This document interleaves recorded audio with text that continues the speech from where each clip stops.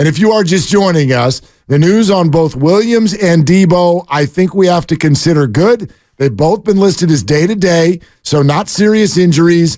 And for Trent Williams, it's not a high ankle sprain. For McCaffrey, it's ... We still don't have anything official. The 49ers have only said he's getting an MRI right now, which I'm just going to be straight honest with you, scares the hell out of me. Scares the hell out of me. We're not talking about a season ender because it's not that part of the body. But the fact that the 49ers are not ready to say anything yet 24 hours later is not a great sign. Not a great sign. Yeah, you usually don't get an MRI if you're good to go. Like, you get an MRI because you have something that is an injury that you were unable to see on X-ray as an injury. So if you, break your toe and you go to get an X-ray and it's like, ooh, dude, you got a broken toe. Yeah. Sorry about that. We're going to cast you. When you have an oblique injury or it might be a rib, and you go and you get an X-ray first, and they have X-ray in the locker room. So I would assume he got an X-ray right away, and the X-ray doesn't show anything broken, and it still hurts. And so now you got to get an MRI because, ow, this really hurts. Ow, that really hit me. So now you hope that it's not an oblique tear. You hope it's a strain, and you hope it's just maybe, Thank you. We should, if we need. Let's see. If anything more comes out about CMAC, it could be an emergency Pandia. Yeah. I'm just saying. Yeah. Other than put that, up the Pandia signal. Yeah, doing it. Other than that, we just want to talk to you. Willard and Dibbs. Niners lose this one 19-17. Let's talk it out. Dre from Livermore is with us here on Willard and Dibbs. Hey, Dre, what are you doing? I'm just driving home from L.A. That's Dre from Lemoore, brother. Oh, Dre from Lemoore. Well, all I can do is read what's on the screen. But again, it's kind of like what happened to the Niners. There's plenty of blame to go around. So I'll take my share, Dre. I'll take my share. With your inquiry there, which one frustrates me the most? All of them really frustrated me. If you let me tell you who frustrated me the most, but I disagree with you first. I'm going to disagree with you on Moody. Just for this simple fact, I've seen many 49ers kickers all the way back to Wershing, Ofer Kofer. I've seen goals. How about Wide Richie? Did you like Wide Richie, Dre? I used to hate Wide Richie. Yeah, exactly. No, Dre, understand. Like Joe Dredney. Understand, I'm not putting the loss squarely on Moody. There's no way to put this on one person. But I'm sorry. For my taste, there's too many people going, you can't expect a rookie to make it. Yes, you can. Yes, you can. This is the NFL. It's a 41-yard kick. You're right in the middle of the field. You absolutely can expect him to make that kick. I agree with you there to a point. Now, Shanahan, with that 3 minutes left, there should have been 3 running plays, made Cleveland use their timeouts. And then Purdy, worst game of his career, and the from behind. Okay, there we go. Well, he did. He did. He did bring his team back from behind. He did. And it wasn't his fault that they missed, but it was Shanahan's fault. I know I heard you say he would have missed that field goal anyway from 5 yards closer. I don't think you run at least 2 plays, maybe 3, make Cleveland use their timeouts. 7 yards more, or he pops it in the end zone. That ball is inside post. You can't just give up them yardage right there. Dre, I very respectfully disagree with you, and I'm going to take you to the Eagles-Jets game yesterday with the whole idea of, hey, just run another play. Come on, just one more. Let's see if we can get a few more yards here. Whoops, we're going the other way. When you've got a wet ball, everyone's going, oh, Moody's so young. Guess who's younger? Brock Purdy. You still have a very young quarterback. You've got a phenomenal defense. You now have a young player running the ball, too, because McCaffrey is out. There are 1,413 things that can go wrong if you run another play. So I hear you. I would have loved it to be a 30-yard field goal and not a 40-yard field goal, but you got to be able to make a 40-yard field goal in the NFL. Yeah, you do. but I think the closer you get, the easier the field goal becomes. And I'm not buying the wet ball argument because the rain had stopped and you're in a situation where you could have at least QB snuck it for a couple of yards to get it closer, or on third down, you could have tried to run it. I'm not saying you run a toss play where you throw it 5 yards back, but you could have done something safely to try to get more yardage and, get Jake Moody a little bit closer in a situation where he would have had a higher percentage to make it. And, you're right, though. I'm with you in terms of penalties, the bottom line. Somebody jumps. 41-yarder is a kick that should be made. It absolutely has to be made at this level, in the National Football League. And you're talking about 80 to 90% success rate in the NFL on that kick. Is that right? 80 to 90%? A 41-yarder where, nobody broke through the line or no bad snap, anything like that. That's what the data would suggest? Probably higher than that. I'm looking at the field goal attempts league-wide, all distances. Yeah. Last year, it was 86.4%. 40 to 49 or just 41? That was all kicks. All field goal kicks. Really? Yeah, this according to Statista. That's wild. So that includes all the 58-yarders and all that stuff, too. Yeah, and all, the 25 and the 30-yarders, which are layups. Look, misses happen. Tyler Bass for the Bills had a tough night last night. The Oregon kicker on Saturday. Yeah. Almost the same distance, 43-yarder. He missed it wide right, just like Moody did. I understand that the same way that everything else that is asked on the football field is hard, so is this. And the pressure is real, and the wind, and the elements, and the fans, and the icing, all of that stuff. It's very difficult. Okay. Oh, the icing. Are we done with all that? Cool. You got to make the kick. Yeah. You got to make the kick. That's the deal. I'm looking at last year from 40 to 49, Eddie Pinheiro 13 of 14, Sanders 12 of 13, Ryan Scoop, suck up. 12 of 12. Tyler Bass, 10 of 11. Nick Folk, 10 of 14. Graham Gano, don't you know, 10 of 11. McManus Range, 10 of 10. This is from 40 to 49. It's not a difficult kick. It's just not. Riley Patterson, 10 of 13. Mike Badgley with the D is not silent. He was 9 of 10. Young Hoku, 9 of 10. So you're looking at the percentages here.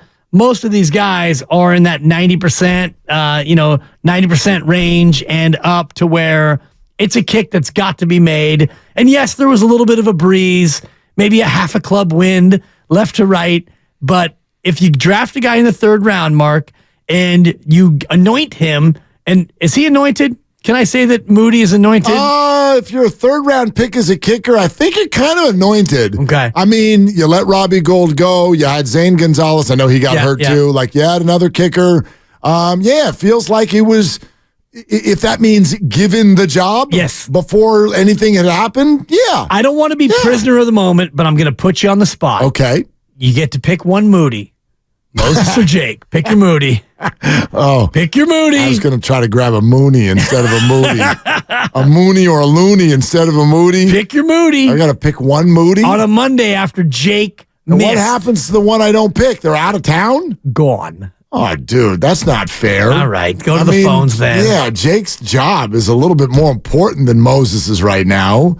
Yeah. Like if I look at it, I can only answer, I love Moses Moody. Yeah. He does Jogo with Kevon Looney. Great ninth man. Yeah, but if you're going to ask me, thank you. We do Joga. If you're going to ask me whose role is more important to his team's success this year, come on. It's not close. It's Jake. Of course it's Jake. Of course it's Jake. So you're taking Moses. I get it. Exactly. All right. Now, who's more replaceable? That's a different question. Okay. Eric and Livermore next up, Willard and Dibs. Hey, Eric, what are you doing? Hey, what's going on, guys? Just driving to Cole, Wisconsin, playing some golf this week, but just trying to shake this loss off. Good for you. Kohler is like the sneaky Midwestern bandit, right? I think so. It's first time playing. I'm hoping it's kind of like the Midwest Pebble Beach, staying at the American Club. Nice. We're back.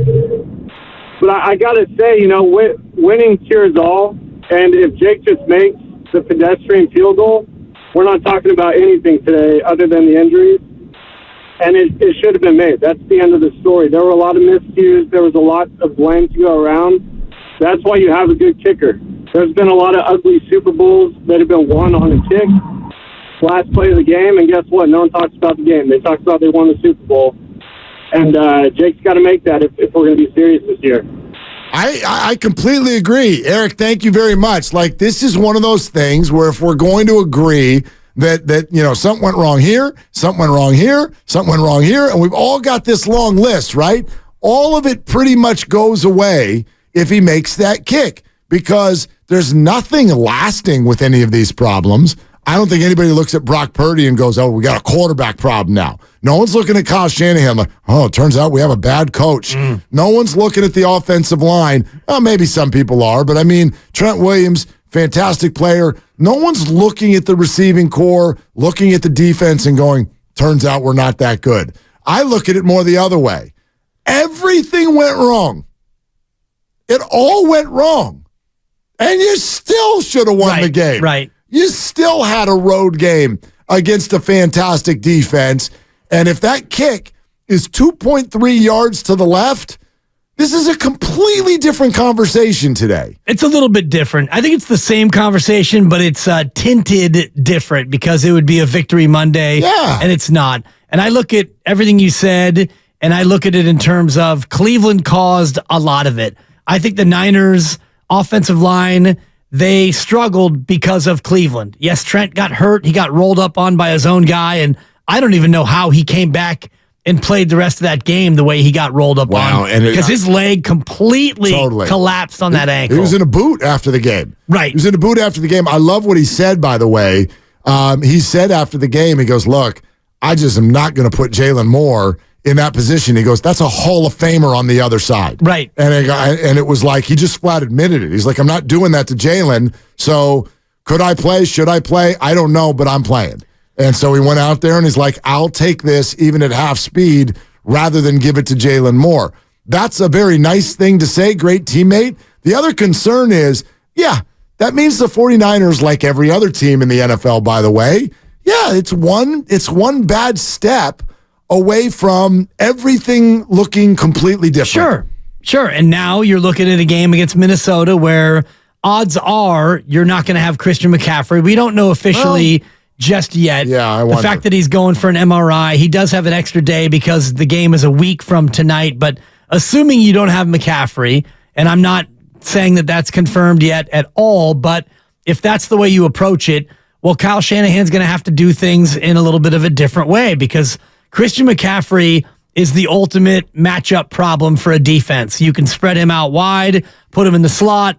You can have him as a running back. And the other piece of that, Mark, is when McCaffrey went out, you didn't have Debo. So now you don't have Debo who can play the role of McCaffrey. So now you're missing both of your change-up guys. Yep. You're left with Brandon Ayuk against a very good secondary that had him bottled up many times. And then you had Jawan Jennings, who had a great catch and let you know about it on the ill-fated field goal drive. I was like, dude, if you get a 15-yard taunting penalty after that, I'm going to go ballistic. But it felt a little bit to me like Kendrick Bourne. It's like, all right, Jawan, nice catch. That's like your 6th of the year. I'm happy for you because you made a play. You know what, though? What's interesting here, this is the same subject. Like, I have a hard time legislating emotion, especially in football. So whether that's the pregame scrum or a guy making a catch that puts you in field goal range to you think, win a football game, and then we go, hey, calm down. Well, no. This is like an unbelievably emotional game. So that's I'm not saying calm down. I'm saying that stuff just doesn't bother me. I'm not saying it bothers me, but when you lose, it looks bad. When you have a pregame fight where you're out there for whatever reason scuffling with the opposing team, you're the undefeated team. You should be above the fray. When you allow yourself to get down to that level and then you go out and you lose and you face a team that physically dominates you, it looks bad. Well, I got news for you. And that's fine, but I got news for you. Being 5-0 does not mean you're above anything. You're not better than the opponent. They're all football players. Right. They're all cut from the same cloth. They are absolute maniacal, crazy people. That's why they're able to do this. So to think that they're going to go out there and just be calm because they have a good record, to me, is not realistic. You don't have to be calm, but and you don't have to Or comport above yourself. it. You can, Or above you can it. act however you want to act. But to me, when you go out there and you get into a scuffle, when you allow the underdog to get to you, and clearly whatever happened pregame got to Debo and got to Brandon Ayuk because they had to lash out in that fashion. So you allowed the underdog to get to you. 888-957-9570. Again, where is your frustration? And you can go completely off the board, but the 5 options that we threw out there, Kyle Shanahan, Brock Purdy, Jake Moody, the defense, the refs, wherever you want to go. Doug in Orlando next up here on Willard and Dibs. Hey, Doug, what are you doing? Hey, you guys doing? I'm doing great, man. I just wish we, like you said, whether it was everything went wrong, it did went wrong, but gotta blame it on everybody. Everybody lost as a team, but the referees really pissed me off too. I'm pissed off with that. But I'm sorry, but yeah, we're gonna be fine. When you're a kicker, you sign up to make them kicks. That's what you sign up for. So that's what they drafted for. But I wish it would have had Robbie Gold. Would have been no problem. And yeah, we'll be fine next Monday on Monday night. So a lot of haters out here in the Atlanta and the faithful. Yeah, it was all room when he missed that kick at the sports bar. It was funny. Of course, Like, of course. Yeah, Doug, thanks. I went shopping with the lovely Christy because I needed to get some new formal clothes, and so we did that after the game. Nice. And I'm out there trying on suit jackets, and there's these 2 guys sitting next to us at the store, and one of them pulls out his phone, and this is like 3 p.m, and he goes, "Hey, buddy," it's not to me. They're talking to each other. Buddy, guess what? I just looked at my phone. You're not going to believe this. He goes, "What?" He goes, "The Niners lost to the freaking Browns." And I just sat there and I had to put my wrist in my mouth. I was like, I don't want to get into this because they're like, "Can you believe those idiots? Overconfident. Oh, I'm going to talk smack to everybody." Felt to me like they were Raider fans. I don't know why I felt that way. It's just a vibe that I got. Nice win for the silver and black. He was not. But then again, if he's a Raider fan, he should have been in front of the TV at that point. True. So I don't know who this guy roots for, but they're just like, "Can you believe?" And I wanted to turn and be like, "Okay, but here's why, and X, and Y, and Z, and damn it, and this, and that, and the other." And I'm just like, "No, we're going to go to the changing room, and I'm not going to get into this conversation." Nice. Did you find some good threads? Yeah, walked Good. out of there pretty good. Thought I got a good deal too. So Nice. yeah, it's all right. The whole idea of Robbie Gold would have made it, and I'm not saying that Robbie Gold would have made it, but last year he was 9 for 13 on kicks from 40 yards and beyond. Yeah. 7 of 11 from 40 to 49, 2 of 2 from 50 plus. So I don't know if Robbie Gold would have made it, but I do know this. When you go from an established veteran who has been very accurate in his career and you go to a highly drafted rookie, this is the dice roll that you take on. Right, but those numbers you threw out, Jake has those numbers too. He is also now, 7 of 9 or whatever. Yeah, I don't know what his 40-plus numbers are. I don't but know. Yeah. Well, look it up. I mean, those were his first 2 misses. That's his only miss from Both 40 from to 49. 40 plus. No, one of them was from 50 plus. Right, So- but I'm saying from 40 Right, plus, he was 0 for 2 yesterday. But that 40 to 49, that's his first miss. It comes at the worst possible time, Yeah. obviously. But yeah, you got to make that kick. And but Robbie Gold, he missed some too. He missed the walk-off against the Raiders last year that sent the game to overtime. Jake Moody, 3 of 5 from 40 plus. Okay. 2 of 3 from 40 to 49, 1 of 2 from 50 plus. There it is. Mr. Jones next up here on Willard and Dibs in Atlanta. Hey, Mr. Jones, what's up? Yeah, I was butthurt about that loss yesterday because, everybody was complaining about, Purdy got this and he hasn't faced any adversity and he got to wham, and it's easy for him. It's the system. It's the ding and dang. Okay, so now we finally got a challenge. He walks us all the way down there, kind of Brady style, puts us in field goal position. And like I spoke to you guy earlier, Moody was shaking in preseason. You know what I'm saying?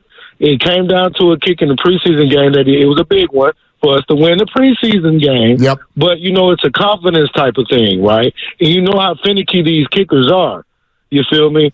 I was never on board with releasing the old guy anyway. Like, we could have drafted the kid and still kept Robbie as a backup kicker or something. Well, for these kind of moments. You don't carry a backup kicker, Mr. Jones, and Robbie Gould is not. He's not playing for anything short of the top of the kicker market. I can promise you that.